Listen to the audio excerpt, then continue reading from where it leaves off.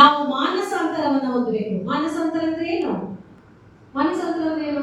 ನಮ್ಮ ಲೈಫ್ ಅನ್ನ ನಾವು ಚೇಂಜ್ ಮಾಡ್ಕೊಳ್ಬೇಕು. ಈ ದಿನ ನಮಗೆ ದೇವರು ನಮ್ಮ ಲೈಫ್ ಅನ್ನ ಚೇಂಜ್ ಮಾಡುವುದಕ್ಕೋಸ್ಕರವೇ, ನಮ್ಮ ಲೈಫ್ ಅನ್ನ ಬದಲಾಯಿಸುವುದಕ್ಕೋಸ್ಕರವೇ, ನಮ್ಮ ಲೈಫ್ ಅನ್ನ ನಾವು ಯಾವ ರೀತಿಯಾಗಿ ನಾವು ನಮ್ಮ ಜೀವನವನ್ನು ನಾವು ಬದಲಾಯಿಸಿಕೊಳ್ಬೇಕು. ಯಾಕೆಂದ್ರೆ ಇವಾಗ ನಾವು ರಿಟ್ರೀಟಿಗೆ ಬಂದ್ವಿ, ಬೆಳಗ್ಗೆ ಫಾದರ್ ಇಟ್ಬಿಟ್ರಪ್ಪ 9 ಗಂಟೆಗೆ ಬಂದ್ವಿ, ಸಂಜೆ 4 ಗಂಟೆಗೆ ಮುಗಿಸಿದ್ವಿ, ಓದ್ವಿ, ಅದೆಲ್ಲ ರಿಟ್ರೀಟ್ ಮಕ್ಕಳ ಹೋಗ್ವಿ ಅಂತ ಹೇಳಿ ಅಲ್ಲ. ನಮ್ಮ ಜೀವನವನ್ನು ನಾವು ಬದಲಾಯಿಸಿಕೊಳ್ಬೇಕು. ಅದಕ್ಕೋಸ್ಕರನೇ ಈ ದಿನ ರಿಟ್ರೀಟ್ ಅನ್ನ ಮಾಡಿರೋದು. ಅದನ್ನ ನಾವು ಫಸ್ಟ್ ಮೈಂಡ್ ಅಲ್ಲಿ ಇಟ್ಕೊಳ್ಳೋಣ. ಫಸ್ಟ್ ಮೊದಲಿಗೆ ನಮಗೆ ದೇವರು ಇದುವರೆಗೂ ಕೂಡ ಬದುಕಿ ಉಳಿಸಿರುವುದಕ್ಕಾಗಿ ದೇವರಿಗೆ ನಾವು ಕೃತಜ್ಞತೆಯನ್ನು ಸಲ್ಲಿಸಬೇಕು. ಏನ್ ಮಾಡ್ಬೇಕು? ಕೃತಜ್ಞತೆ, ಥ್ಯಾಂಕ್ಸ್ ಹೇಳ್ಬೇಕು ದೇವರಿಗೆ. ಥ್ಯಾಂಕ್ಸ್ ಅನ್ನೋ ಸ್ವಾಮಿಗೆ ಅಂತ ನಾನು ಥ್ಯಾಂಕ್ಸ್ ಅನ್ನೋ ಎಸಪ್ಪ ಇನ್ನೂವರೆಗೂ ಕೂಡ ಎಲ್ಲ ಒಳ್ಳೆ ಇಲ್ಲವೇ ಕರೆಕ್ಟ್ ಏಳೊಬ್ಬರಿಂದ ನಾಳೆ ಪಾತ್ರ ಮಾತಾಡೋ ಕರೆಕ್ಟ್ ಇಲ್ಲ. ಆದ್ರೆ ದೇವರು ನಮಗೆ ಈ ದಿನ ಹೊಸ ದಿನವನ್ನು ಕೊಟ್ಟಿದ್ದಾರೆ. ಎಲ್ಲರಿಗೂ ಕನ್ನಡ ಬರ್ತದಲ್ಲ? ಯಾರಿಗೆ ಕನ್ನಡ ಬರಲ್ಲ ಕೈ ತಿತ್ತಿ? ಎಲ್ಲರಿಗೂ ಬರ್ತಲ್ಲ? ಕನ್ನಡದಲ್ಲಿ ಕೊಡ್ಬೋದಲ್ಲ? ಪರವಾಗಿಲ್ಲ. ತಮಿಳು ಮಿಕ್ಸ್ ಮಾಡ್ಬೇಕಾ? ಬೇಡಲ್ಲ ಕನ್ನಡ. ಇವಾಗ ನೋಡಿ, ಮೊದಲಿಗೆ ನಾವು ಪ್ರೇಷಿತನ ಕಾರ್ಯಕಲಾಪಗಳು ಅದರಲ್ಲಿ 17ನೇ ಅಧ್ಯಾಯದಲ್ಲಿ 30ನೇ ವಚನದಲ್ಲಿದೆ, ಮಾನವರು ತಮ್ಮನ್ನ ಅರಿಯದೆ ಬಾಳಿನ ಕಾಲವನ್ನು ದೇವರು ಗಮನಕ್ಕೆ ತೆಗೆದುಕೊಳ್ಳಲಿಲ್ಲ. ಆದರೆ ಈಗ ಎಲ್ಲೆಡೆಯಲ್ಲಿರುವ ಸರ್ವಮಾನವರು ದುರ್ಮಾರ್ಗಗಳನ್ನ ಬಿಟ್ಟು ತಮಗೆ ಅಭಿಮುಖರಾಗಬೇಕೆಂದು ಆಜ್ಞಾಪಿಸುತ್ತಾರೆ. ಇಲ್ಲಿ ದೇವರ ವಾಕ್ಯ ಹೇಳ್ತಾ ಇದ್ದಾರೆ, ಮಾನವರು ಅಂದ್ರೆ ಯಾರು? ನಾವೆಲ್ಲರೂ ಕೂಡ. ಬರೀ ಮಾನವರು ನಾನು ಮಾತ್ರನಾ? ನಾವೆಲ್ಲರೂ ಕೂಡ. ಇಲ್ಲಿಯವರೆಗೂ ಕೂಡ ದೇವರ ವಾಕ್ಯದಲ್ಲಿ ಹೇಳ್ತಾ ಇದ್ದಾರೆ, ತಮ್ಮನ್ನ ಅರಿಯದೆ ಬಾಳಿದ. ನಮಗೆ ಇಷ್ಟು ವರ್ಷ ಕೂಡ, ಕೆಲವರಿಗೆ 30 ವರ್ಷ ಆಗಿರ್ಬೇಕು, ಕೆಲವರಿಗೆ 40 ವರ್ಷ ಆಗಿದೆ, ಇನ್ನೊಬ್ಬರಿಗೆ ಅಲ್ವಾ ಕೆಲವರಿಗೆ 50 ವರ್ಷ ಆಗಿದೆ. ಆ ರೀತಿಯಾಗಿ ಇಲ್ಲಿ ಕೊಟ್ಟಿದ್ದಾರೆ. ಇದುವರೆಗೂ ಕೂಡ ಮಾನವರು ತಮ್ಮನ್ನ ಅರಿಯದೆ ಬಾಳಿದ. ಅದು ನಮಗೆ ಗೊತ್ತಿಲ್ಲ.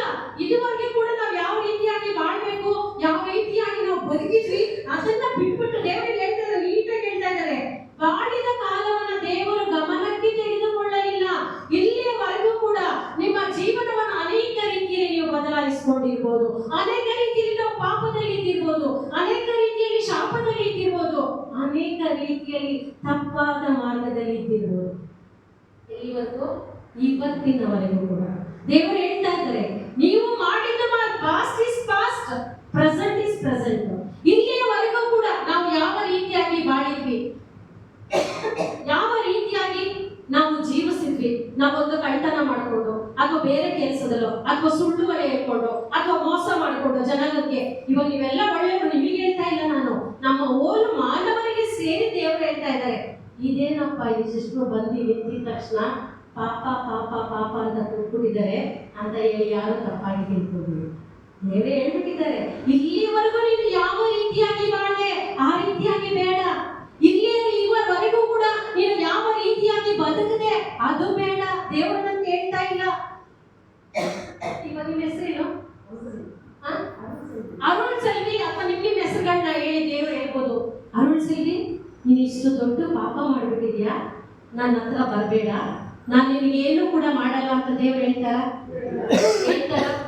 ಖಂಡಿತವಾಗಿ ಹೇಳಲ್ಲ. ಇವಾಗ ಹೇಳ್ಬಿಟ್ಟಿದ್ದಾರೆ, ನೀವು ಇಷ್ಟು ವರ್ಷ ಯಾವ ರೀತಿಯಾಗಿ ಬಾಳದ್ರಿ, ಇಷ್ಟು ವರ್ಷ ಯಾವ ರೀತಿಯಾಗಿ ಬದುಕಿದ್ರಿ, ಅದು ಬೇಡ, ನೆಕ್ಸ್ಟ್ ಮುಂದೆ ಬಾಳೋದು ಅಲ್ಲೇ ಕೊಟ್ಬಿಟ್ಟಿದ್ದಾರೆ ನೋಡಿ. ದೇವರು ನನ್ನ ಗಮನಕ್ಕೆ ತಂದುಕೊಳ್ಳಿಲ್ಲ ಇಷ್ಟು ದಿನದಾದ್ರೆ.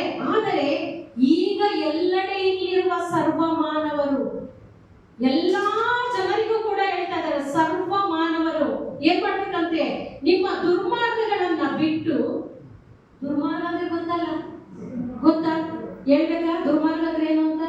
ಅದನ್ನ ಬಿಟ್ಟು ನಾವು ದೇವರಿಗೆ ಅಭಿಮುಖರಾಗಬೇಕೆಂದು ಆಜ್ಞಾಪಿಸ್ತಾ ಇದ್ದಾರೆ. ಏನ್ ಮಾಡ್ತಿದ್ದಾರೆ? ಆಜ್ಞೆ ಅಂದ್ರೆ ಏನು? ಆಜ್ಞೆ ಅಂದ್ರೆ ಏನು? ಆಜ್ಞಾಪಿಸ್ತಾ ಇದ್ದಾರೆ, ದೇವರು ಆರ್ಡರ್ ಮಾಡ್ತಾ ಇದ್ದಾರೆ, ನೀವು ಮಾಡ್ಲೇಬೇಕು. ಇಷ್ಟು ವರ್ಷ ಯಾವ ರೀತಿ ನೋಡಿ ಪ್ರಿಯರೇ, ನಾವು ಇವಾಗ ಅಂದ್ರೆ ಪ್ರಪಂಚದ ಅಂತ್ಯಕಾಲದಲ್ಲಿ ಇದ್ದೀವಿ. ನೀವು ಹೇಳ್ಬೋದು, ಏನ್ ಸಿಸ್ಟರ್ ಪ್ರಪಂಚದ ಅಂತ್ಯಕಾಲದಲ್ಲಿ ನಾಳೆ ಭೂಕಂಪ ಆಗ್ಬಿಡತ್ತಾ, ನಾಡಿದ್ದೇ ಸತ್ತೋಗ್ಬಿಡ್ತೀವ ನಾವು? ಇಲ್ಲ, ದೇವರು ಹೇಳ್ತಿದ್ದಾರೆ, ಇವಾಗ ನಾವು ಯಾವುದು ದಿನದ ವರ್ಷದ ಅಂದ್ರೆ ನಾವು ಎಂತ ಜೀವನದಲ್ಲಿ ಇದ್ದೀವಿ, ಯಾವ ಟೈಮಲ್ಲಿ ಏನಾಗ್ತದೆ ಅಂತ ಹೇಳಿ ಗೊತ್ತಿಲ್ಲ. ನೀವು ಹೇಳ್ಬೋದು, ನನ್ನ ಅಜ್ಜ ಅಜ್ಜಿಯಾಗ ಆಗ್ಲಿಂದಲೂ ಕೂಡ ಹೇಳ್ತಾ ಇದ್ದಾರೆ, ಏನು ಬಂದ್ರೆ ಯೇಸು ಬರ್ತಾರೆ, 2ನೇ ಬರುವಿಕೆ ಬರುತ್ತೆ, ನಾವು ಸತ್ತೋಗ್ಬಿಡ್ತೀವಿ. ಆದ್ರೆ ಪ್ರಿಯರೇ ಅದಲ್ಲ, ದೇವರು ಅವರು ಸೃಷ್ಟಿ ಮಾಡಿದಂತ ಮಕ್ಕಳು,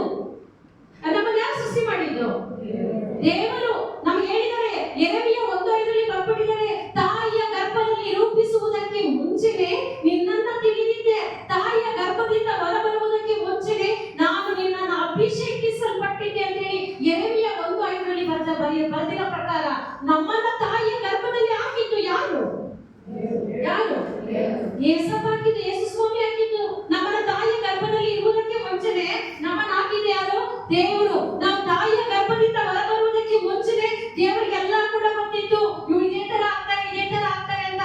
ಆದ್ರೆ ದೇವರಲ್ಲಿ ವಾಕ್ಯದಲ್ಲಿ ಹೇಳ್ತಿದ್ದೀರಾ, ಇಷ್ಟು ವರ್ಷ ನೀನು ಮಾಡಿದ್ದು ಬೇಡ, ಇವಾಗ ನೆಕ್ಸ್ಟ್ ಬರುವುದನ್ನ ನೀನು ಏನ್ ಮಾಡು, ನೀನು ನಿನ್ನ ಪಶ್ಚಾತ್ತಾಪವನ್ನ ಪಡು, ನೀನು ನಿನ್ನ ಜೀವನವನ್ನ ನೀನು ಬದಲಾಯಿಸ್ಕೋ.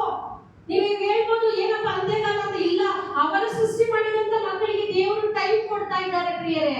ದೇವರು ಎಜುಕೇಶನ್ 3:11 ಹೇಳ್ತಾ ಇದ್ದಾರೆ, ನೀವೆಲ್ಲರೂ ಕೂಡ ನನ್ನ ಕಡೆಗೆ ನೀವು ತಿರುಗಿದಾಗ, ಅವ್ರು ಹೇಳ್ತಾ ಇದ್ದಾರೆ ನೋಡಿ, ನನಗೆ ಮರಣದಲ್ಲಿ ಲವಲೇಶ ಇಲ್ಲ, ನಾವು ಪಾಪಿಗಳ ಮರಣದಲ್ಲಿ ನನಗೆ ಇಷ್ಟ ಇಲ್ಲ.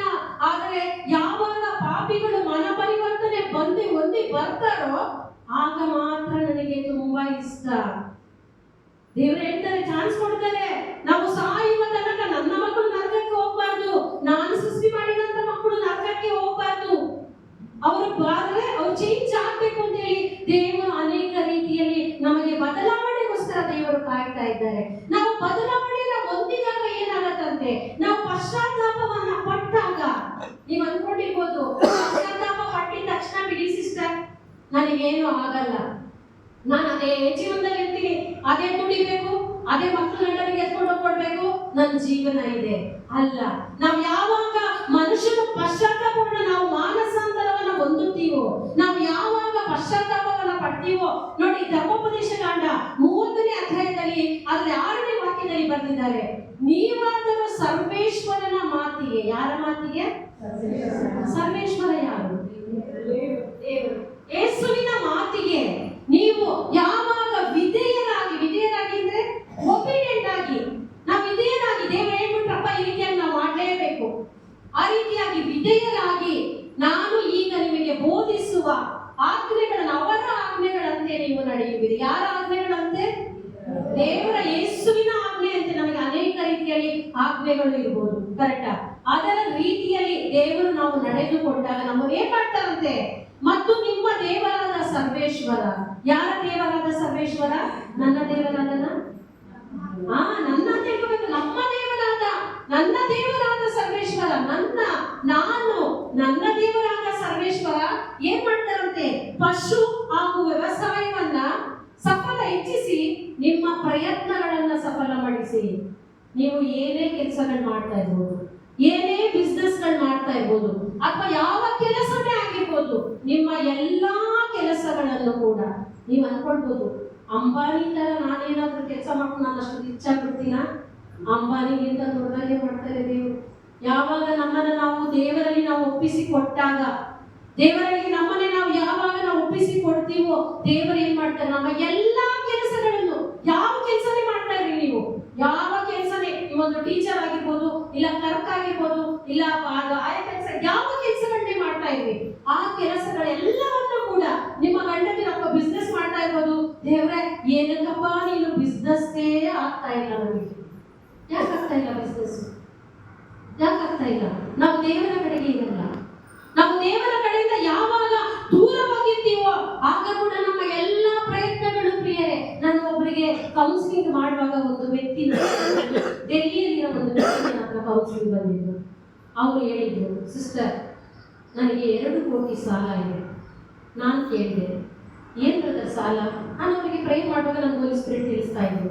ಏನಂತ ಹೇಳಿ, ಅವ್ರು ಯಾವ ಮಾರ್ಗದಲ್ಲಿದ್ರು ಕೇಳಿ. ಒಳ್ಳೆ ದೊಡ್ಡ ಬಿಸ್ನೆಸ್ ಮ್ಯಾನ್, ಕ್ರಿಸ್ಟಿಯನ್, ಬೇರೆ ಹಿಂದೂ ಬೇಡ, ಕ್ರಿಸ್ಟಿಯನ್, ದೊಡ್ಡ ಬಿಸ್ನೆಸ್ ಕೆಲಸ ಮಾಡ್ತಾ ಇದ್ರು. ಆಗ 2 ಕೋಟಿ ಸಾಲ ಆಯಿತು. ನಾನು ಪ್ರಾರ್ಥನೆ ಮಾಡುವಾಗ ನಾನು ಒಂದೇ ಮಾತು ಹೇಳಿದೆ, ಬ್ರದರ್ ನೀವು 2 ಕೋಟಿ ಲಾಸ್ ಆಗಲಿಕ್ಕೆ, ನಾನು ತುಂಬಾ ಚೆನ್ನಾಗಾಗ್ತಿತ್ತು ಸಿಸ್ಟರ್ ಬಿಸ್ನೆಸ್, ನಾನು ಯಾಕೆ ಹಾಳಾಗೋದೆ? ನಾನು ಕೇಳಿದೆ, ನೀವು ಹಾಳಾಗಲಿಕ್ಕೆ ಕಾರಣ ಗೊತ್ತಲ್ಲ ನಿಮಗೆ? ಯಾಕೆ ಗೊತ್ತಾ ನಿಮಗೆ? ನನಗೆ ಗೊತ್ತಾಯ್ತು ಆ ವ್ಯಕ್ತಿ ಎಂತ ವ್ಯಕ್ತಿ ಅಂತ ನನಗೆ ಗೊತ್ತಾಯ್ತು. ಅವಾಗ ಅವ್ರು ಏನ್ ಮಾಡಿದ್ರು, ಹೌದು ಸಿಸ್ಟರ್ ನಾನು ಈ ಕಾರ್ಯಗಳಲ್ಲಿದ್ದೆ, ನನ್ನ ಹೆಂಡತಿಗೆ ನಾನು ಮೋಸ ಮಾಡಿದೆ, ನನ್ನ ಮಕ್ಕಳಿಗೆ ನಾನು ಮೋಸ ಮಾಡಿದೆ. ಬರೀ ಗಂಡಸರು ಮಾತ್ರ ಮಾಡ್ತಾರೆ, ಹೆಂಗಸರು ಮಾಡಲ್ಲ ತಪ್ಪು? ಹೆಂಗಸರು ಕೂಡ ಮಾಡ್ತಾರೆ. ಗಂಡಸರಿಗೆ ದಾರಿ ತೋರಿಸೋದು ಯಾರು? ಹೆಂಗಸರೇ. ನಾವು ಓದಿದ್ರೆ ಅವರು ಕೂಡ ಬರಲಿಕ್ಕೆ, ಕರೆಕ್ಟ್ ಅಲ್ವಾ? ಅವಾಗ ಅವ್ರು ಕೇಳಿದ್ರು, ಹೌದು ಸಿಸ್ಟರ್ ನಾನು ಗಂಡನಿಗೆ ಮೋಸ ಮಾಡಿದೆ, ನನ್ನ ಹೆಂಡತಿಗೆ ಮೋಸ ಮಾಡಿದೆ, ನನ್ನ ಮಕ್ಕಳಿಗೆ ಮೋಸ ಮಾಡಿದೆ, ಅದಕ್ಕೋಸ್ಕರ ನನ್ನ ಸಾಲಗಾರ. ಆದ್ರೆ ಅವರು ತಪ್ಪನ್ನು ಒಪ್ಕೊಂಡಿಲ್ವಾ? ನಾನು ಕೇಳುವಾಗ ಅವ್ರು ಒಪ್ಕೊಂಡ್ರ ಇಲ್ವಾ? ಇಲ್ಲ ಸಿಸ್ಟರ್ ನೀವೇ ನನಗೆ ಹೇಳ್ತೀರಾ, ನಾನೇನೋ ತುಂಬಾ ಒಳ್ಳೆಯವನು ಅಂತ ಏನಾದ್ರು ಹೇಳ್ಕೊಡ್ರ? ನಮ್ಮ ತಪ್ಪುಗಳನ್ನು ನಾವು ಒಪ್ಪಿಕೊಳ್ಬೇಕು. ನಮ್ಮ ತಪ್ಪುಗಳನ್ನ ಏನ್ ಮಾಡ್ಬೇಕು? ಒಪ್ಪಿಕೊಳ್ಬೇಕು. ನಾನು ಈ ತಪ್ಪು ಮಾಡಿದ್ನ, ಹೌದು ನಾನು ಈ ತಪ್ಪು ಮಾಡಿದೆ, ನಾನು ಮಾಡ್ಬೇಕು ಈ ತಪ್ಪನ್ನ, ಇಲ್ಲ ನಾನು ಈ ತಪ್ಪನ್ನ ನಾನು ಮಾಡ್ಲಿಲ್ಲ ಅಂತ ಹೇಳಿ ನೀವು ಒಪ್ಪಿಕೊಳ್ಬೇಕು. ನಮ್ಮನ್ನ ನಾವು ಯಾವಾಗ ದೇವರಿಗೆ ಒಪ್ಪಿಸ್ಕೊಡ್ತೀವಿ, ಹೌದು ದೇವರೇ ನಾನು ಪಾಪಿ, ನನ್ನನ್ನ ಕ್ಷಮಿಸು ಅಂತ ಹೇಳಿ ದೇವರಲ್ಲಿ ಕ್ಷಮಿಸಿ ಕೇಳಿಕ್ ಹೋದಾಗ ದೇವರೇನಾದ್ರು ಮಾಡ್ತಾರ? ಬೇಡ, ನೀನ್ ಎಷ್ಟು ಉದ್ದ ಪಾಪ ಮಾಡ್ಬಿಟ್ಟಿದ್ಯಾ, ನೀನೀಗ ನಾನು ಕ್ಷಮಿಸಲ್ಲ ಅಂತ ಹೇಳ್ತಾರ? ಕ್ಷಮಿಸಲ್ಲ ಅಂತ ಹೇಳ್ತಾರ? ಯಾಕೆ? ಅವರು ನಮಗೋಸ್ಕರ ಬಂದಿತ್ತು. ಅವರು ನಮಗೋಸ್ಕರ ಬಂದಿತ್ತು. ನನ್ನ ಪಾಪಗಳಿಗಾಗಿ ಬಂದಿದ್ದವರು, ನನ್ನ ಶಾಪಗಳಿಗಾಗಿ ಬಂದ್ರು, ನನ್ನ ರೋಗಗಳಿಗಾಗಿ ಆ ಯೇಸು ಸ್ವಾಮಿ ಬಂದ್ರು. ಅವಾಗ ನಮ್ಮನ್ನೇ ನಾವು ಯಾವಾಗ ದೇವ್ರೆ ಇಲ್ಲ ನಾನು ಮಾಡಿದ್ದು ತಪ್ಪು ಅಂತ ಹೇಳಿ ಒಪ್ಕೊಳ್ತೀವೋ, ಆ ವ್ಯಕ್ತಿಗೆ ಒಪ್ಕೊಂಡ್ರು, ಹೌದು ಸಿಸ್ಟರ್ ನಾನು ತಪ್ಪನ್ನ ಮಾಡಿದೆ, ನನ್ನ ಹೆಂಡತಿಗೆ ಮೋಸ ಮಾಡಿದೆ, ನನ್ನ ಮಕ್ಕಳಿಗೆ ನಾನು ಮೋಸ ಮಾಡಿದೆ, ಅದಕ್ಕಾಗಿ ನಾನು ಅಂದ್ರೆ ಈ ರೀತಿಯಾಗಿ ಆಗಿದ್ದು ಅಂತ ಹೇಳುವಾಗ ನಾನು ಆ ವ್ಯಕ್ತಿಗೆ ಒಂದೇ ಮಾತು ಹೇಳಿದೆ, ಬ್ರದರ್ ಇಷ್ಟು ದಿನ ಆಗಿದ್ದು ಆಯ್ತು, ನಮ್ಮ ದೇವರು ಕ್ಷಮಿಸುವಂತ ದೇವರು, ನೀವು ಪಶ್ಚಾತ್ತಾಪ ಪಡಿ, ನೀವು ಪಶ್ಚಾತ್ತಾಪ ಪಡಿ ಒಂದು ಒಳ್ಳೆಯ ಪಾಪ ನಿವೇದನೆಯನ್ನ ಮಾಡಿ ಬ್ರದರ್, ದೇವರು ನಿಮ್ಮನ್ನ ಖಂಡಿತವಾಗಿಯೂ ಕೂಡ ಕ್ಷಮಿಸ್ತಾರೆ ಅಂತ ಹೇಳುವಾಗ ಆ ವ್ಯಕ್ತಿ ಇಮಿಡಿಯೇಟ್ ಆಗಿ ತನ್ನ ತಪ್ಪನ್ನೆಲ್ಲ ಒಪ್ಕೊಂಡು ಅವರು ಒಂದು ಒಳ್ಳೆಯ ಪರಿವರ್ತನೆಯ ಒಂದು ಪಾಪ ನಿವೇದನೆಯನ್ನ ಮಾಡಿದ್ರು. ನಾವು ಪಾಪ ನಿವೇದನೆ ಮಾಡುವಾಗ ಅರ್ಧ ಬಚ್ಚಿಟ್ಕೋಬೇಕಾ? ದೊಡ್ಡ ದೊಡ್ಡ ಪಾಪಗಳನ್ನೆಲ್ಲ ಬಿಟ್ಟು ಬಿಡೋದು, ಚಿಕ್ಕದಾಗಿ ಹೋಗಿ ಹೇಳ್ಬಿಡೋದು, ಅದು ಮಾಡ್ಬೇಕಾ? ಅಲ್ಲಿ ಫಾದರ್ ಏನಾದ್ರು ಹೇಳ್ತಾರ, ನೀ ಪಾಪ ನಿವೇದನೆ ನೋಡು, ಬೇಡ ಏನ್ ನೀನು ಇಷ್ಟು ದೊಡ್ಡ ಪಾಪ ಮಾಡ್ಬಿಟ್ಟೆ, ನೀನು ಕ್ಷಮಿಸಲ್ಲ ಅಂತ ಏನಾದ್ರು ಫಾದರ್ಸ್ ಹೇಳ್ತಾರ? ಇಲ್ಲ ದೇವರೇ ಹೇಳ್ತಾರ? ಇಲ್ಲ. ಆ ವ್ಯಕ್ತಿ ಒಳ್ಳೆಯ ಪಾಪ ನಿವೇದನೆಯನ್ನ ಮಾಡಿ ಹೋದಾಗ ಇಮಿಡಿಯೇಟ್ ಆಗಿ ಆ ಅಪ್ಪನಿಗೆ 3 ತಿಂಗಳ 5 ಕೋಟಿಯ ಜಾಬ್ ಬಂತು. ಎಷ್ಟು ಕೋಟಿ ಜಾಬ್? ನಮಗೆ ಸಾವಿರಾರು ಗಟ್ಟಲೆ ಸಾಲ ಇದ್ರೆ ದೇವ್ರನ್ನ ಎಷ್ಟು ನಿಂದಿಸ್ತೀವಿ, ಕರೆಕ್ಟಾ? ದೇವ್ರ ಇಷ್ಟು ದೊಡ್ಡ ಸಾಲ ಕೊಟ್ಬಿಟ್ಟಿಯ ನನಗೆ, ಇಷ್ಟು ಲಕ್ಷ ಸಾಲ ಬಂದ್ಬಿಡ್ತು ನನಗೆ. ಆ ವ್ಯಕ್ತಿಗೆ ಕೋಟಿ ಗಟ್ಟಲೆ ಸಾಲ. ಆ ವ್ಯಕ್ತಿ ಹೇಳಿದ್ರು ಇಲ್ಲ ನನ್ನ ತನ್ನನ್ನೇ ತಾನೇ ಪರಿವರ್ತನೆಗೊಳಿಸ್ಕೊಂಡಾಗ ದೇವರು ಏನ್ ಮಾಡಿದ್ರು? ಆ ವ್ಯಕ್ತಿಗೆ ದೇವರು ಏನ್ ಮಾಡಿದ್ರು? ಅವರಿಗೆ ಡಬಲ್ ಆದ ಆಶೀರ್ವಾದವನ್ನ ಕೊಟ್ರು. ಅದಕ್ಕೆ 2ನೇ ವಚನದಲ್ಲಿ ಹೇಳ್ತಾರೆ, ನಾನು ನಿನ್ನನ್ನ 2ರಷ್ಟು ಆಶೀರ್ವದಿಸ್ತೀನಿ ಅಂತ ಹೇಳುವ ಪ್ರಕಾರ ಆ ವ್ಯಕ್ತಿಗೆ 5 ಕೋಟಿ ಜಾಬನ್ನ ಕೊಟ್ಟಾಗ 2 ಕೋಟಿ ಸಾಲ ತೀರಿಸಿದ್ರು, 3 ಕೋಟಿ ಅಯ್ಯಪ್ಪನಿಗೆ ಪ್ರಾಫಿಟ್ ಬಂತು. ಕರೆಕ್ಟಾ? ಯಾವಾಗ ಅವರು ದೇವರಲ್ಲಿ ಅವರು ಬದಲಾವಣೆ. ಅದೇ ರೀತಿಯಾಗಿ ದೇವರು ಕೂಡ ಹೇಳ್ತಾ ಇದ್ದಾರೆ, ನಿಮ್ಮ ದೇವರಾದ ಸರ್ವೇಶ್ವರ ನಿಮ್ಮ ಸಂತಾನ. ಸಂತಾನ ಅಂದ್ರೆ ಏನು? ಸಂತಾನ ಅಂದ್ರೆ ಏನು? ಬರೀ ಮಕ್ಕಳು ಮಾತ್ರಲ್ಲ, ನಮ್ಮ ಮಕ್ಕಳು, ಮರಿ ಮಕ್ಕಳು, ಇನ್ನು ಮುಂದಕ್ಕೆ ಬರುವಂತ ಅನೇಕ ಜೀವನ ಅಷ್ಟೇ ಹೇಳ್ತಾರಲ್ಲ, ನಮ್ಮ ಮಕ್ಕಳಾಗಿರ್ಬೋದು, ಅವ್ರ ಮಕ್ಕಳು, ನಿನ್ನ ಇಡೀ ಸಂತಾನವನ್ನ, ನಿನ್ನ ವ್ಯವಸಾಯವನ್ನ, ನೀನು ಯಾವುದೇ ಕೆಲಸಗಳನ್ನ ಮಾಡ್ತಾ ಇದ್ರು, ಯಾವ ಬಿಸ್ನೆಸ್ ಅಲ್ಲಿ ನೀನು ಮಾಡ್ತಾ ಇದ್ರು, ಅದೆಲ್ಲ ಪ್ರಯತ್ನಗಳನ್ನು ನೆಕ್ಸ್ಟ್ ಯಾವುದೋ ಒಂದು ಕೆಲಸಕ್ಕಾಗಿ ನೀನು ಹೋಗ್ಬೇಕು, ಯಾವುದೋ ಒಂದು ಕೆಲಸಗಳನ್ನು ನೀನು ನೆಕ್ಸ್ಟ್ ಮಾಡಬೇಕು, ಯಾವುದೋ ಒಂದು ಬಿಸ್ನೆಸ್ ಆಗಿ ನೀನು ಹೋಗ್ಬೇಕು. ಆ ಎಲ್ಲ ಪ್ರಯತ್ನಗಳನ್ನು ಕೂಡ ದೇವರು ಹೇಳ್ತಾ ಇದ್ದಾರೆ, ಹೆಚ್ಚಿಸಿ ನಿಮಗೆ ಒಳಿತನ್ನುಂಟು ಮಾಡುವವರು ಏನ್ ಮಾಡ್ತಾರಂತೆ? ಮಾತಾಡಿ ಏನೋ ನಾನು ಕೇಳ್ಬಿಟ್ಟಿದ್ದೀನಿ ಅಂತ ಎಲ್ಲ ಸ್ವಲ್ಪ ನಗಾಡಿ ಅಪ್ಪ, ಎಷ್ಟು ಚೆನ್ನಾಗಿ ನಕ್ರೆ, ಎಷ್ಟು ಚೆನ್ನಾಗಿ ಆಗ್ತಿರೋ ನೋಡು. ಇಲ್ಲ ಇಲ್ಲಿ ಕೂತ್ಕೊಂಡ್ರೆ ನನಗೆ ನಿಮ್ಮ ಮುಖ ನೋಡಿ ಭಯ ಆಗ್ತಾ ಇದೆ. ಆ ರೀತಿ ಏನೋ ನಾನೇನೋ ಇಲ್ಲಿ ಕೂತ್ಕೊಂಡು 10 ಲಕ್ಷ ಸಾಲ ಕೇಳ್ಬಿಟ್ಟಿದ್ದೀನಿ, ಹೆಂಗಪ್ಪ ಇದು ಸಾಲ ನಾನು ತೀರ್ಸೋದು, ಹೆಂಗ್ ಇಷ್ಟು ಕೇಳ್ಬಿಟ್ಟಿದ್ದಾರೆ, ಕೊಡೋದು ಅಂತ ಏನಾದ್ರು ಆದ್ರೆ ಏನೋ ಸಾಲ ಕೇಳ್ದೋಗ್ತಾರ ಕೂತ್ಕೊಂಡ್ಬಿಟ್ಟಿದ್ದೀರಾ? ಸ್ವಲ್ಪ ನಗಾಡಿ. ದೇವರೆಲ್ಲ ಹೇಳ್ಬಿಟ್ಟಿದ್ದಾರೆ, ನಿಮ್ಮ ಎಲ್ಲಾ ಪ್ರಯತ್ನಗಳನ್ನು ನಾನು ಸಫಲ ಮಾಡ್ತೀನಿ. ನೀವು ಯಾವುದೇ ಮುಂದಿನ ದಿನಗಳಲ್ಲಿ ಏನೇ ನೀವು ಒಂದು ಐಡಿಯಾವನ್ನು, ನೀವು ಆಲೋಚನೆಗಳನ್ನು ನೀವು ಮಾಡ್ಕೊಂಡಿರ್ಬೋದು, ಅಥವಾ ನೀವು ಯಾವುದೋ ಒಂದು ಕೆಲಸ ಕಾರ್ಯಗಳನ್ನು ನಾನು ಮಾಡ್ಲಿಕ್ಕೆ ಹೋಗ್ತೀನಿ ಅಂತ ಹೇಳ್ಬೋದು, ಅದೆಲ್ಲವನ್ನು ಕೂಡ ಸಫಲಪಡಿಸ್ತೀವಿ. ಸಫಲ ಅಂದ್ರೆ ಏನು? ನಾನು ನಿಮ್ಮ ಹತ್ರ ಮಾತಾಡ್ಬೇಕು, ನಾನು ಕಡಿಮೆ ಮಾಡಬೇಕು ಮಾತು, ನಿಮ್ಮ ಹತ್ರ ಜಾಸ್ತಿ ಮಾತಾಡಿಸ್ಬೇಕು. ಸಕ್ಸಸ್ ಮಾಡ್ತೀನಿ, ಸಫಲಗೊಳಿಸ್ತೀನಿ, ನಿಮ್ಮನ್ನ ಆಶೀರ್ವದಿಸ್ತೀನಿ. ನಿಮ್ಮನ್ನ ಮಾತ್ರ ಅಲ್ಲ, ನಿಮ್ಮ ಮಕ್ಕಳನ್ನೆಲ್ಲ ಆಶೀರ್ವದಿಸ್ತಾರಂತೆ ದೇವರು. ನಿಮ್ಮ ಮಕ್ಕಳೆಲ್ಲ ಆಶೀರ್ವದಿಸ್ತೀರೋ, ಒಳ್ಳೆಯ ಮಾಡ್ತಾರೆ, ಒಳ್ಳೇದು ಮಾಡ್ತಾರೆ. ನಮ್ಮ ದೇವ್ರು ಕೆಟ್ಟ ಮಾಡುವಂತ ದೇವರ? ನಮ್ಮ ಯೇಸು ಸ್ವಾಮಿ ಕೆಟ್ಟದ್ದು ಮಾಡುವಂತ ದೇವರ? ಇಲ್ಲ, ಒಳ್ಳೆಯದನ್ನುಂಟು ಮಾಡಿ ನೀವು ನಿಮ್ಮ ದೇವರಾದ ಸರ್ವೇಶ್ವರನ ನುಡಿಗೆ ವಿಧೇಯರಾಗಿ ನಡೆದಾಗ, ನುಡಿದೇನು ಅವರು ಹೇಳಿರುವ ಮಾತು ನೋಡಿ ಪ್ರಿಯರೇ. ಈ ಬೈಬಲ್ ಒಂದು ಯಾವ ರೀತಿಯಾಗಿ ಗೊತ್ತಾ? ಈ ಬೈಬಲ್ ನಾವು ಓದ್ತಾ ಎಷ್ಟು ಇಂಟ್ರೆಸ್ಟ್ ಬರುತ್ತೆ ಗೊತ್ತಾ? ಇದು ಒಂಥರ ಜೇನು ಸಿಗಿತಿದ್ದಂಗೆ. ಈ ಬೈಬಲ್ ಯಾವ ರೀತಿಯಾಗಿ ಬೋರಿಂಗ್ ಅಲ್ಲ. ನಾವು ಎಷ್ಟು ಓದ್ತಾ ಇರ್ತೀವೋ, ನಾನು ಅನ್ಕೊಂಡಿರ್ತೀನಿ ದೇವ್ರೆ ಒಂದು ಅಧ್ಯಾಯ ಓದ್ಬಿಟ್ಟು ಮಾಡ್ಬಿಡ್ತೀವಿ ಅಂತ. ಅಧ್ಯಾಯ ಎಲ್ಲ ಓದಲ್ಲ, ನಾನು ಕೂತ್ಕೊಂಡ್ಬಿಟ್ರೆ 2 ಅವರ್ 3 ಅವರ್ ಕೂತೇ ಬಿಡ್ತೀವಿ. ಯಾಕಂದ್ರೆ ಇದು ಪ್ರಭುವಿನ ಮಾಧುರ್ಯವನ್ನು ಸವಿದು ನೋಡು ಪ್ರಭುವಿನ ಮಾಧುರ್ಯ ಅಂತ ಹೇಳಿದೆ ಅಲ್ವಾ. ಆ ರೀತಿಯಾಗಿ ಒಂದು ಜೇನು ರೀತಿಯಲ್ಲಿ, ಒಂದು ಸ್ವೀಟ್ ರೀತಿಯಲ್ಲಿ ಇದರಲ್ಲಿ ನಮಗೆ ಎಲ್ಲಾ ರೀತಿಯಲ್ಲಿ ಕೂಡ ಬರೆಯಲ್ಪಟ್ಟಿದೆ. ನಾವು ಯಾವ ರೀತಿಯಾಗಿ ಮಾಡಬೇಕು, ಯಾವ ರೀತಿಯಾಗಿ ಜೀವಿಸಬೇಕು, ಪ್ರತಿಯೊಂದು ಹೆಜ್ಜೆ ಹೆಜ್ಜೆಗೂ ಕೂಡ ದೇವರು ಈ ವಾಕ್ಯಗಳನ್ನು ಬರೆದಿಟ್ಟಿದ್ದಾರೆ. ದೇವರ ವಾಕ್ಯದಲ್ಲೇ ಬರ್ಬಿಟ್ಟಿದ್ದಾರೆ. ನೀವು ಈ ಲೋಕದವರಲ್ಲ. ನೀವು ಯಾವರಲ್ಲ? ನೀವು ಈ ಲೋಕದವರಲ್ಲ. ಯೇಸುವಿನ ಮಕ್ಕಳು ನಾವು ಈ ಲೋಕದವರಲ್ಲ ಪ್ರಿಯರೇ. ಈ ಲೋಕದಿಂದ ಬೇರ್ಪಟ್ಟ ಜನಾಂಗದವರು ನಾವು. ಈ ಲೋಕದಿಂದ ಏನಾಗಿದ್ದೀವಿ? ಬೇರ್ಪಟ್ಟ. ಅದಕ್ಕೆ ದೇವರು ಹೇಳ್ತಾರೆ, ನನ್ನ ಆಜ್ಞೆಗಳನ್ನ ನೀನು ನೋಡಿ, ನೀನು ಅದೇ ರೀತಿಯಾಗಿ ನಡೆ, ನನ್ನ ಆಜ್ಞೆಗಳನ್ನ ಪಾಲಿಸು, ನನ್ನ ನುಡಿಗಳನ್ನ ನೀನು ಅನುಸರಿಸಿದರೆ, ನನ್ನ ಆಜ್ಞಾ ವಿಧಿಗಳನ್ನ ಮಾಡಿದರೆ, ಯಾವ ರೀತಿಯಾಗಿ? ಪೂರ್ಣ ಹೃದಯದಿಂದಲೂ. ಯಾವ ರೀತಿಯಾಗಿ? ಪೂರ್ಣ ಹೃದಯ ಅಂದ್ರೆ ಯಾವುದು? ಅರ್ಧಬದ್ಧ ಮಾಡಲ್ಲ, ಅರ್ಧಬದ್ಧವಾಗಿ ಮಾಡ್ಕೊಂಡು ಬಿಡಲ್ಲ, ಇಲ್ಲ. ಪೂರ್ಣ ಹೃದಯ, ನಿನ್ನನ್ನು ನೀನು ಸಂಪೂರ್ಣವಾಗಿ ಒಪ್ಪಿಸ್ಕೊಳ್ಬೇಕು. ಇಲ್ಲ ಸಿಸ್ಟರ್, ಅರ್ಧ ಮನೇಲಿ ಇಟ್ಟು ಬಂದಿದ್ದೀನಿ, ಅರ್ಧ ಮಾತ್ರ ಇಲ್ಲಿ ಕೊಡ್ತಿದ್ದೀನಿ ಹೇಳ್ತಾ ಇದ್ದೀರಾ ಅಂತ. ಅರ್ಧ ದೇವ್ರು ಬೇಕು ಪೂರ್ತಿ ಕೊಟ್ಬಿಟ್ರೆ ನನ್ನ ಗಂಡನ್ ಬೇಡವಾ, ನನ್ನ ಮಕ್ಕಳು ಬೇಡವಾ ಕೇಳ್ತೀರಾ? ಇಲ್ಲ. ನಾವು ಪೂರ್ಣ ಹೃದಯದಿಂದಲೂ ಮತ್ತೆ ಪೂರ್ಣ ಆತ್ಮದಿಂದಲೂ ಮನಸ್ಸಿನಿಂದಲೂ, ಪೂರ್ಣ ಹೃದಯದಿಂದಲೂ, ಪೂರ್ಣ ಮನಸ್ಸಿರ್ಬೇಕು ನಮಗೆ. ಅದೇ ರೀತಿಯಾಗಿ ಅವರ ಕಡೆಗೆ ತಿರುಗಿಕೊಳ್ಳುವಿರಿ. ಆಗ ನಾನು ನಿಮ್ಮ ಪಿತೃಗಳ ವಿಷಯದಲ್ಲಿ ಸಂತೋಷ ಪಟ್ಟ ಹಾಗೆಯೇ ನಿಮ್ಮ ವಿಷಯದಲ್ಲಿಯೂ ಮತ್ತೆ ಸಂತೋಷ ಪಟ್ಟು ನಿಮಗೆ ಒಳಿತನ್ನುಂಟು ಮಾಡ್ತಾರಂತೆ. ನೀವು ಹೇಳ್ಬೋದು ಸಿಸ್ಟರ್, ನಮ್ಮ ತಂದೆ ತಾಯಿದು ಆಸ್ತಿ ಬರ್ಬೇಕಾಗಿತ್ತು, ನಮ್ಮ ಭಾವ ಹಾಳು ಮಾಡ್ಬಿಟ್ಟು, ನಮ್ಮ ಹಾಳು ಮಾಡ್ಬಿಟ್ಟ, ನಮ್ಮ ಅತ್ತಿ ಹಾಳು ಮಾಡ್ಬಿಟ್ಲು. ಆದ್ರೆ ಈ ದೇವರು ಹೇಳ್ತಾ ಇದ್ದಾರೆ, ನೀವು ಪೂರ್ಣ ಹೃದಯದಿಂದಲೂ, ಪೂರ್ಣ ಆತ್ಮದಿಂದಲೂ, ಪೂರ್ಣ ಮನಸ್ಸಿನಿಂದಲೂ ನಿಮ್ಮನ್ನು ನೀವು ಯಾವಾಗ ದೇವರ ಬಳಿಯಲ್ಲಿ ಚೇಂಜ್ ಮಾಡಿ ಕೊಟ್ಟಾಗ ನಿಮ್ಮ ಪಿತೃಗಳ, ನೋಡಿ ಅಲ್ಲೇ ಹೇಳ್ಬಿಟ್ಟಿದ್ದಾರೆ, ಪಿತೃಗಳ ವಿಷಯದಲ್ಲಿ ಸಂತೋಷ ಪಟ್ಟ ಹಾಗೆಯೇ ನಮ್ಮ ಪಿತೃಗಳು ಯಾರು? ಅಬ್ರಹಾಮ್, ಈಸಾಕ್, ಯಾಕೋಬರು. ಅವರ ರೀತಿಯಲ್ಲಿ ಅವರಿಗೆ ಯಾವ ರೀತಿಯಲ್ಲಿ ದೇವರು 2ರಷ್ಟು ಆಶೀರ್ವಾದವನ್ನು ಅವರಿಗೆ ಕೊಟ್ಟರು, ಅದೇ ರೀತಿಯಲ್ಲಿ ನಾನು ಕೂಡ ನಿಮಗೆ ಆಶೀರ್ವಾದವನ್ನ ಅವರ ರೀತಿಯಲ್ಲಿ ನೋಡಿ. ಅಬ್ರಹಾಮನು ಕೂಡ ಅಷ್ಟೇ.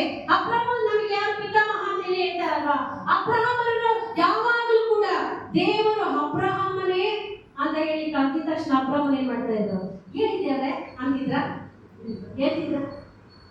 ಈಗೋ ಸಿದ್ಧನಿದ್ದೇನೆ. ಅದಕ್ಕೆ ಎಲ್ಲರೂ ಬೈಬಲ್ ಓದ್ತೀರಾ? ಬೈಬಲ್ ಓದ್ತೀರಾ? ಎಲ್ಲ ಸ್ವಲ್ಪ ಹೇಳಿ. ಎಲ್ಲ ಬೈಬಲ್ ಓದ್ತೀರಾ? ಸುಳ್ಳು ಹೇಳ್ಬಾರ್ದು. ದಿನ ಓದ್ಬೇಕು. ಊಟ ಮಾಡಿ 3 ದಿನ ಊಟ ಬಿಟ್ಟು ನಾಳೆ ಊಟ ಮಾಡಲ್ಲ ಅಲ್ವಾ? ಈ ಮಧ್ಯಾಹ್ನ ತಿಂತೀವಿ, ಬೆಳಗ್ಗೆ ತಿಂತೀವಿ, ರಾತ್ರಿ ತಿಂತೀವಿ. ನೋಡಿ ಇವಾಗ ನಾನು ನಾಷ್ಟ ಮಾಡಿ ಬರ್ಬೇಕು ಅಂದೆ, ಆ ಬ್ರದರ್ ಬಿಡ್ಲೇ ಇಲ್ಲ, ಬನ್ನಿ ಸಿಸ್ಟರ್ ನಾಷ್ಟ ಮಾಡ್ಬರೋಣ ಬನ್ನಿ. ಆತರ ಇವಾಗ ನಾನು ನಾಷ್ಟ ಪಾಪ ಅವ್ರು ಕೊಡ್ಸಿದ್ಕೆ ಇಷ್ಟು ಗಟ್ಟಿಯಾಗಿ ಮಾತಾಡ್ತಾ ಇದ್ದೀವಿ ಅಲ್ವಾ? ಇಲ್ಲಾಂದ್ರೆ ನಾನು ಹಿಂಗೆ ಸೋಗೋಗ್ಬಿಡ್ತಾ ಇದ್ದೆ. ಆತರ ಇವತ್ತೊಂದು ಮಾಡ್ಬಿಟ್ಟು ಇನ್ನು 3 ದಿನ ಬಿಟ್ಟು ನಾವು ಬೈಬಲ್ ಓದ್ಬೇಕಾ? 3 ದಿನ ಬಿಟ್ಟು ಪ್ರೇಯರ್ ಮಾಡ್ಬೇಕಾ? ಇಲ್ಲ, ಅವತ್ತೇ ಮಾಡ್ಬೇಕು. ನೋಡಿ ಅದೇ ರೀತಿಯಾಗಿ ಅಬ್ರಹಾಮನ ದೇವರು ಕರೆದ ತಕ್ಷಣ ಅಬ್ರಹಾಮನೇ, ಅವ್ರಿಗೆ ಹಗಲು ರಾತ್ರಿ ಇಲ್ಲ. ಅಬ್ರಹಾಮನ ಯಾವಾಗ ಬೇಕಾದ್ರೆ ಕರೀತಾ ಇದ್ರು. ಅಬ್ರಹಾಮನ ವಿಷಯ ಗೊತ್ತಲ್ವಾ? ಗೊತ್ತಾ?